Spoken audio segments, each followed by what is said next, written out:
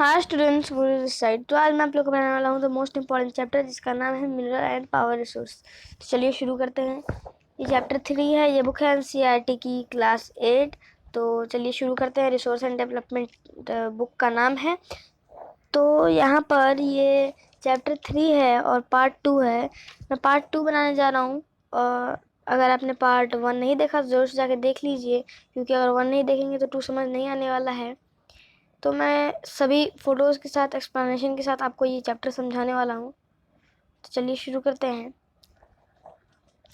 हम पढ़ने वाले थे पेट्रोलियम, तो चलिए पढ़ लेते हैं कि पेट्रोलियम में क्या क्या दिया हुआ है। तो यहाँ पे है कि जो पेट्रोल तुम्हारे कार को, बाइक को हमेशा वैसा का वैसा अच्छा चलने देता है, जिस पेट्रोल की वजह से तुम्हारा बाइक एज वेल एज चलता है और रहता है वो, और जिस ग्रीस को या फिर जिस वैक्स को हम लोग अपने साइकिल्स में लगाते हैं, ठीक है, जिस डीजल से हम अपने साइकिल को चमकाते हैं, तो वो आता है कहाँ से? वो सब आता है पेट्रोलियम से। पेट्रोल, वैक्स, डीजल, ये सब आता है हमारा पेट्रोलियम से। तो इसी को हम लोग कहते हैं पेट्रोलियम। तो पेट्रोलियम जो होता है, रॉक्स वाले लेयर जो होता है ना अर्थ में, उस लेयर के बीच में होता है।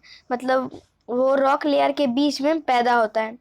And is drilled from oil field located in of शोर एंड कोस्टल एरिया। ये कोस्टल एरिया में, इसकी खुदाई कोस्टल एरियाज में होती है, सूखे एरियाज में होती है। मतलब वो ये वहाँ से निकाला जाता है या फिर वहाँ ज़्यादा पाया जाता है कोस्टल एरियाज में।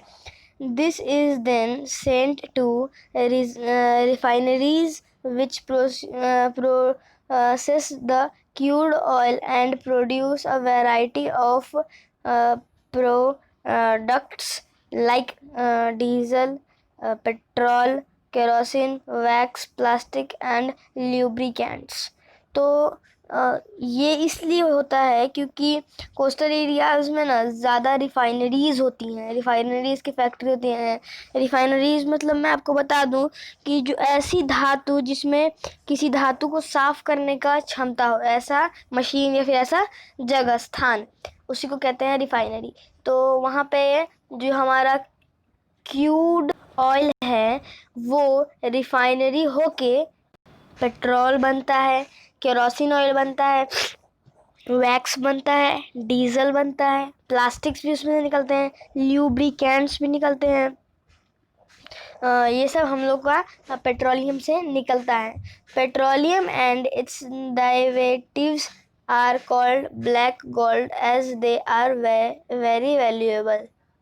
इसका कहने का मतलब है कि जो पेट्रोलियम जितना अच्छा है, जितना इसका यूज़ है आज के डेट में, और जितना ये वैल्यूएबल है, इसके हिसाब से इसको हम लोग ब्लैक गोल्ड कहते हैं। ठीक है।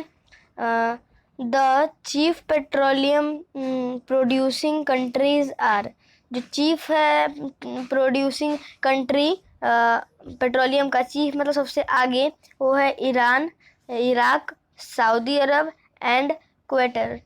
तो ये सब जो है चीफ प्रोड्यूसर है पेट्रोलियम का। तो चलिए हम लोग आगे देख लेते हैं कि the other major producers are USA, Russia, Venezuela and Algeria. तो और जो अदर प्रोड्यूसर है इसका पेट्रोलियम का, वो है Venezuela, India, sorry, Venezuela, USA, Russia, Algeria, और जो लीडिंग तो मुख्य प्रोड्यूसर है पेट्रोलियम का India. Are Digboi in Assam, India में डाइगबोआ आसाम में, Bombay high in Mumbai and the deltas of Krishna and Godavari rivers. इनके पास मतलब यहाँ पे लीडिंग प्रोड्यूसर है पेट्रोलियम का। चलिए अब पढ़ लेते हैं नेचुरल गैस के बारे में। Natural gas is found with petroleum deposit and is released with crude oil is bought to the surface. जो नेचुरल गैस है वो भी पेट्रोलियम से ही डिपॉजिट होता है, वो भी मिलता है उसी से। ठीक है। और जो क्रूड ऑयल है सरफेस से मिलता है। तो it can be used as a domestic and industrial fuels. तो ये जो है क्रूड ऑयल नेचुरल गैस, ये हमारे घरेलू यूज़ के लिए भी काम आ सकता है और इंडस्ट्रियल यूज़ के लिए भी काम आता है। Russia, Norway, UK and the Netherlands are the major producer of natural gas. Russia हो गया, नॉर्वे हो गया, यूके हो गया, नेदरलैंड हो गया, ये सब मेजर प्रोड्यूसर है किसका? नेचुरल गैस का। In India Jaisalmer, Krishna Godavari delta, Tripura and some areas of shore in Mumbai have natural gas resource. तो इंडिया में नेचुरल गैस का रिसोर्स कहाँ कहाँ है?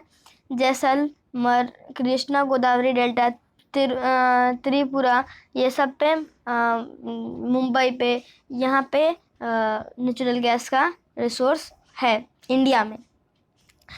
वेरी व्यू कंट्रीज, मतलब बहुत कम कंट्रीज है इस वर्ल्ड में have sufficient natural gas reserve of their own.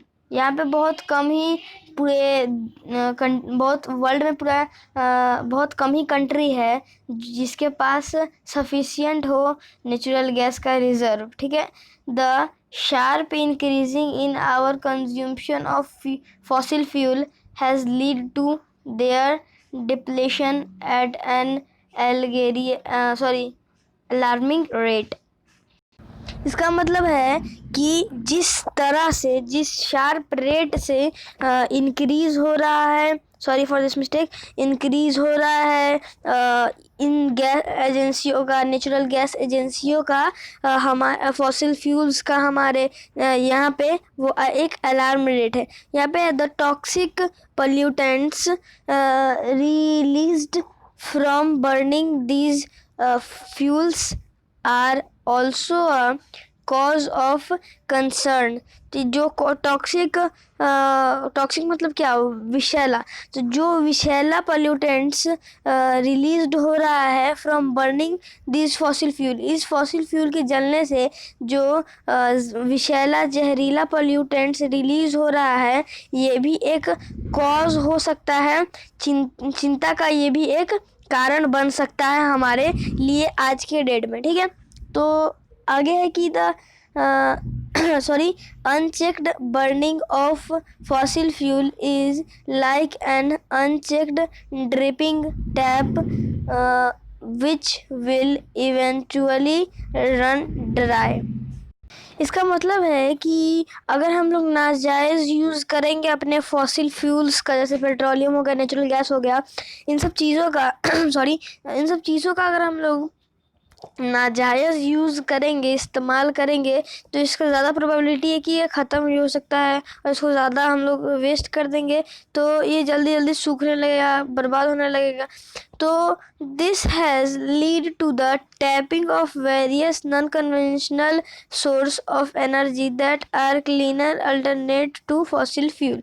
तो ये एक कदम आगे बढ़ेगा जब हमारा ये एक कदम आगे बढ़ेगा, ये धीरे धीरे बढ़ते चल जाएगा उस नॉन कन्वेंशनल सोर्स पर जिसका हम लोग को ज़रूरत है, और उन फॉसिल फ्यूल्स पर जिनको हम लोग अल्टरनेट नहीं कर सकते, या फिर नॉन कन्वेंशनल रिसोर्स पर, ठीक है। तो यहाँ पे आगे है, अगर आप ये नहीं समझे तो मैं बता दूं कि इसमें है कि ये हम लोग अगर इसको ज़्यादा बर्बाद करेंगे, मिसयूज़ करेंगे इसका, तो ये धीरे धीरे ख़त्म भी हो सकता है और बाद में हम लोग को ये नहीं मिलेगा, और हम लोग को उसको अल्टरनेट करके यूज़ करना चाहिए, साफ़ करना चाहिए, फॉसिल फ्यूल का कम यूज़ करना चाहिए, ठीक है। Sorry for this mistake. यहाँ पे है हाइडल पावर। तो हाइडल पावर क्या है? रेन वाटर और river water stored in dams is made to fall from height। तो रेन वाटर जो होता है, फिर रिवर वाटर होता है, उसको बचाया जाता है डैम्स में बचाया जाता है, क्योंकि इसको हम लोग हाइट से गिराते हैं। अब क्यों गिराते हैं आगे देखते हैं। The falling water flows through pipes inside the dam over turbine blades placed at the bottom of the dam. तो ये पहले पिक्चर देखना पड़ेगा हम लोग को। चलिए, तो यहाँ पे बता रहा है कि जो ये सब जो हम लोग कलेक्ट कर लिए, लेकिन यहाँ पे आपको ऊपर डैम दिखाई दे रहा होगा। यहाँ पे डैम्स है, यहाँ पे ये डैम है एक। तो ये डैम है हमारा। तो यहाँ से पाइप्स के थ्रू पानी नीचे गिराया जाता है, और पानी जब नीचे गिरता है तो उसका टरबाइन ब्लेड घूमता है स्पीड में, प्लेस्ड एट द बॉटम। यहाँ पे जो टरबाइन ब्लेड है, टरबाइन यहाँ पे आप देख सकते हैं, टरबाइन ब्लेड जो बॉटम में प्लेस किया हुआ है वो घूमता है और डैम में, और वो जो ब्लेड घूमता है उसके वजह से इलेक्ट्रिसिटी आता है। जो ब्लेड की स्पीड से घूमने से इलेक्ट्रिसिटी जनरेट होता है, और जो इलेक्ट्रिसिटी जनरेट होता है पानी के थ्रू, उसको हम लोग हाइड्रो इलेक्ट्रिसिटी का नाम देते हैं, कहते हैं उसको hydro electricity. The water discharge after the generation of electricity is used for irrigation. तो जो पानी बच जाता है, इस प्रोसेस के बाद जो पानी बच जाता है, उस पानी को हम लोग सिंचाई के लिए भी यूज़ करते हैं। 1/4 of the world's electricity is produced by hydel power. तो दुनिया का 1/4 इलेक्ट्रिसिटी जो है वो हाइडल पावर की वजह से प्रोड्यूस होता है पूरे वर्ल्ड में। The leading producers of hydel power in the world are Paraguay, Norway, Brazil and China. ये सब जो है हाइड्रो इलेक्ट्रिसिटी का हाईएस्ट प्रोड्यूसर है, ठीक है, लीडिंग प्रोड्यूसर, सॉरी। तो ये सब लीडिंग प्रोड्यूसर है। Some important hydel power station in India are Bhakra, Nangal, Gandhi Sagar, Nagar जूसागर and Damodar valley project. Sorry, ये सब इंडिया का फेमस प्रोजेक्ट्स है, हाइडल पावर स्टेशन है। यही है हाइडल पावर स्टेशन। अब पढ़ लेते हैं हम लोग non conventional source of energy. तो non conventional source of energy का मतलब क्या है, उसमें क्या होता है, ठीक है। तो the increasing use of fossil fuel is leading to its storage. ये जो फॉसिल फ्यूल का लगातार यूज़ हो रहा है हम लोग के द्वारा, इसका सीधा असर पड़ेगा इसके स्टोरेज पर, कितना इसको स्टोर किए हुए हैं। It is estimate that if the present rate of consumption continues, the reserve of these fuel will get exhausted. तो जो आज का जो रेट है इसको यूज़ करना, जितना हम लोग इसको कंज्यूम कर रहे हैं, ले रहे हैं फॉसिल फ्यूल्स को, इस तरह से ये एक दिन ख़त्म हो जाएगा, एग्जॉस्ट हो जाएगा। तो एग्जॉस्ट हो जाएगा। More over their use also cause environmental pollution. इन सब चीज़ों की वजह से अगर हम लोग इन चीज़ों को साइड में हटाएं तो एक तरफ हमारा इन्वायरमेंट भी पोल्यूट हो रहा है। इसकी वजह से पेट्रोल जलता है, यूज़ होता है, तो उससे इन्वायरमेंट हमारा बर्बाद होता है, ख़राब होता है। Therefore there is need for using non conventional source such as solar energy, wind energy, tidal energy which are renewable resource. तो इसमें से कुछ ऐसे भी रिसोर्स हैं जिनको हम लोग यूज़ कर सकते हैं अच्छी तरीके से, जो कि क्योंकि वो रिन्यूएबल रिसोर्स है, वैसा का वैसा वापस हो जाने वाला। तो इनमें से है एक विंड एनर्जी, सोलर एनर्जी और टाइडल एनर्जी। फिर सोलर एनर्जी पढ़ लेते हैं। Sun's heat and light energy can be felt by us. Every day. तो सन का जो हीट होता है और लाइट एनर्जी जो होता है वो हम लोग रोज़ कंज्यूम कर रहे हैं, रोज़ थोड़ा सा ले रहे हैं, रोज़ हम लोग के अंदर वो जाता है। Solar energy trapped from the sun can be used in solar cells to produce electricity. Solar energy को हम लोग कैसे ट्रैप कर सकते हैं, कैसे हम लोग रख सकते हैं, उसको बचा सकते हैं, कैसे यूज़ कर सकते हैं उसका। तो सोलर पैनल्स के द्वारा, सोलर बैटरीज के द्वारा, सोलर बैटरीज में जाएगा वो सनलाइट और इलेक्ट्रिसिटी प्रोड्यूस हम लोग को करेगा। Many of this cells are joint into solar panels to generate power for heating and lightning purpose. तो कई जगह जो सोलर पैनल से लगाए जाते हैं हीटिंग और लाइटनिंग पर्पस से सोलर पैनल्स, यहाँ पे आप देख सकते हैं सोलर पैनल्स है ये सब लगे हुए। अच्छी क्वालिटी में फ़ोटो नहीं है ये सही, तो एग्जैक्ट मैं आपको अच्छी क्वालिटी में फ़ोटो दिखाता हूँ सोलर पैनल की। सो यही है एग्जैक्ट सोलर पैनल। तो let's come to the topic. So देखा आपने एग्जैक्ट सोलर पैनल का पिक्चर कैसा होता है और वो कैसा होता है सोलर पैनल। तो अब आगे पढ़ लेते हैं। The technology of utilising solar energy benefits a lot of tropical countries that are blessed with abundant sunshine। तो कहने का मतलब है कि आज भी बहुत सारी कंट्री है जो सोलर पैनल पे अथी है, उसी पे निर्धारित है, मतलब उसी पे आश्रित है कि सोलर पैनल ही कुछ है, क्योंकि वहाँ पे ट्रॉपिकल साइड है और ज़्यादा सनशाइन आता है, बहुत ज़्यादा मतलब धूप का एनर्जी आता है। तो solar energy is also used in solar heaters, solar cookers, solar dryers, besides being used for community lighting and traffic signals। तो बहुत सारे चीज़ों में यूज़ होता है। सोलर कुकर्स में भी यूज़ होता है, सोलर हीटर में यूज़ होता है, सोलर ड्रायर में यूज़ होता है, और लाइटनिंग के लिए ट्रैफिक सिग्नल्स में भी ये यूज़ होता है। तो चलिए हम लोग पढ़ लेते हैं विंड एनर्जी। तो विंड एनर्जी विंड मिल से ही होता होगा। तो यहाँ पे आपको विंड मिल दिया हुआ छोटा सा, पढ़ लेते हैं इसमें। Wind is an inexhaustible source of energy. Wind है जो है वो एक इनएग्जॉस्टेबल एनर्जी है। विंड ये ऐसा एनर्जी है जो कभी ख़त्म नहीं होने वाला है। Wind mills have been used for grinding grains and lifting water since times immemorial। तो in modern time windmills, the high speed winds rotate the windmill, which is connected to a generators to produce electricity।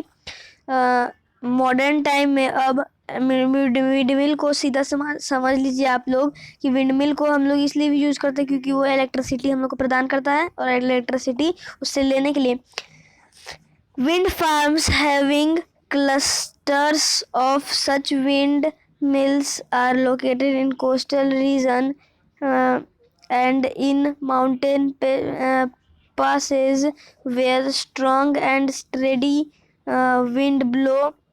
ठीक है, तो यहाँ पे जो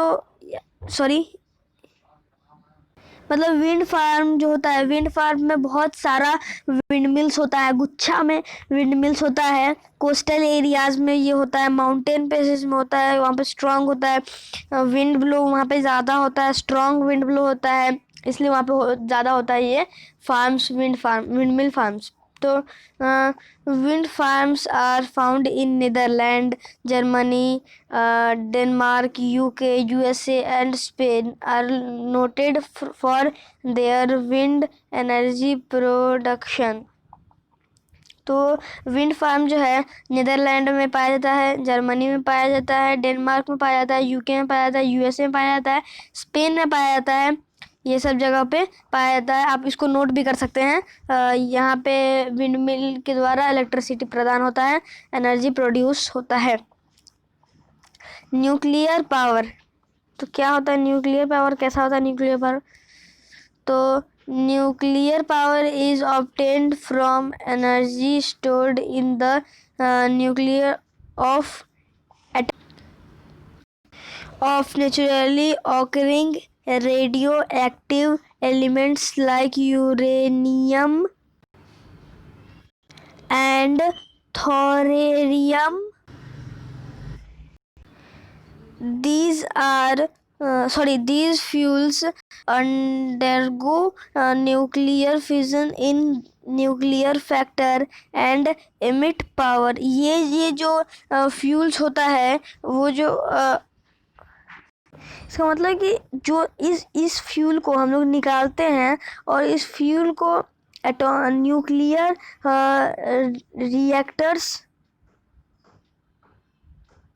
reactors and emit power, इसको हम लोग निकालते हैं और यूज़ करते हैं रिएक्टर्स के अथी पे.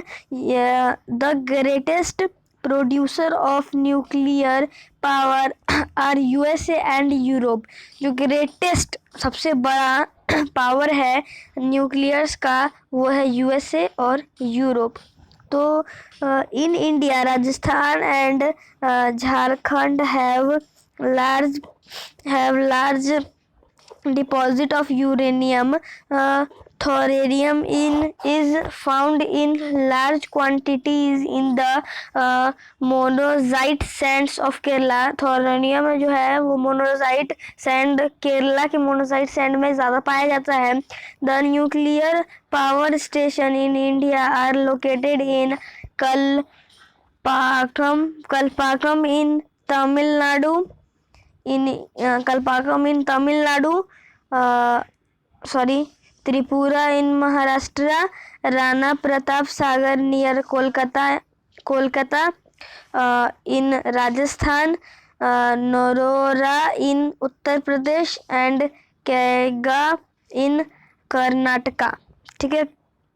Geothermal energy, heat energy obtained from the earth is called geothermal energy. वो हीट एनर्जी जो हम लोग को अर्थ से प्राप्त होता है उसको हम लोग जियोथर्मल एनर्जी कहते हैं. तो the temperature in the interior of the earth rises steadily as we go deeper. जो ज़मीन के अंदर गड़ गया है चीज़, वो ही उसी का टेम्परेचर राइज कर रहा है जितना डीपर वो चलते जा रहा है, उसी को हम लोग जियोथर्मल एनर्जी कहते हैं. Sometimes this heat energy may surface itself in the form of hot springs. तो ये कोई जो समटाइम्स कभी दिस हीट, ये हीट में surface itself in the form of heat springs. ये कभी हीट स्प्रिंग्स के फॉर्म में भी खुद से सरफेस को बना लेता है. This heat energy can be used to generate power. ये हीट एनर्जी पावर को जनरेट करने में भी मदद करता है. इस तरीके से कुछ न्यूक्लियर एनर्जी काम करता है. ठीक है. यहाँ से हीट फ्रॉम फिजन जाता है न्यूक्लियर रिएक्टर. यहाँ पे हीट वाटर यहाँ पे जाता है. अब यहाँ पे भर गया, यहाँ पे स्टीम होता है टरबाइन ब्लेड से. ये जनरेटर, यहाँ इलेक्ट्रिसिटी जनरेट हो गया, फिर वापस गया, फिर ऐसे चक्कर इसका चलते रहता है. Geothermal energy in the form of hot spring have been used for cooking, heating and bathing for several years. कुछ ईयर्स के लिए जियोथर्मल एनर्जी जो है वो यूज़ किया जाता है हीटिंग के लिए, कुकिंग के लिए और बाथिंग के लिए, नहाने के लिए भी. USA has the world's largest geothermal power plant followed by near Zealand, Iceland, Philippines and Central America.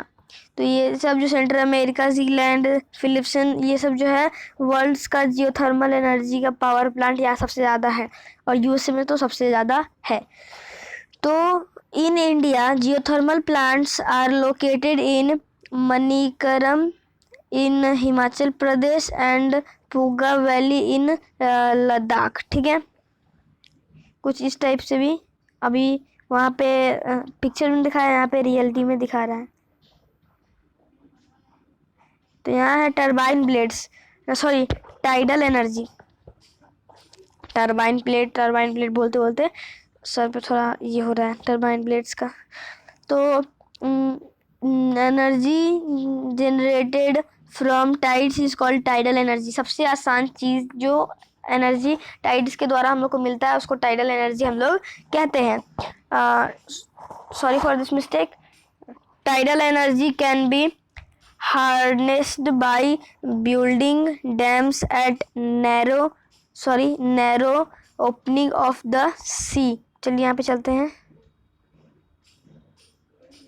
इसका मतलब कि हम लोग टाइडल एनर्जी को इस तरीके से काम में अपने ला सकते हैं कि हम लोग ना उसको छोटा जगह पे बनाएंगे, छोटा करेंगे। यहाँ पे जैसे कि आप देख सकते हैं रोड्स के नीचे ये बनाया गया है टाइडल एनर्जी, और इसके ऊपर जगह चल रहा है, छोटे छोटे जगह पे सब कार चल रहा है, ये सब चल रहा है। तो इससे नैरो जगह पे हम लोग, छोटे जगह पे हम लोग कार सबको चला सकते हैं भी हैं, और टाइडल एनर्जी का यूज भी होते रहेगा।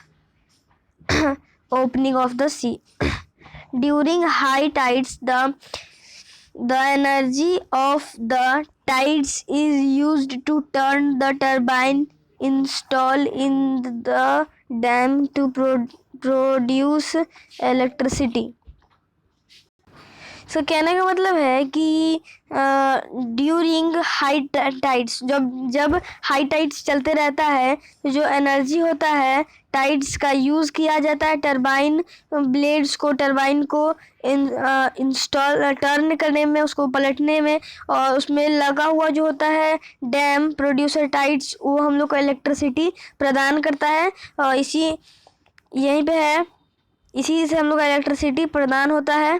और इसका लार्जेस्ट प्रोड्यूसर है Russia, France and the Gulf of Kutch in India have huge tidal mills farm.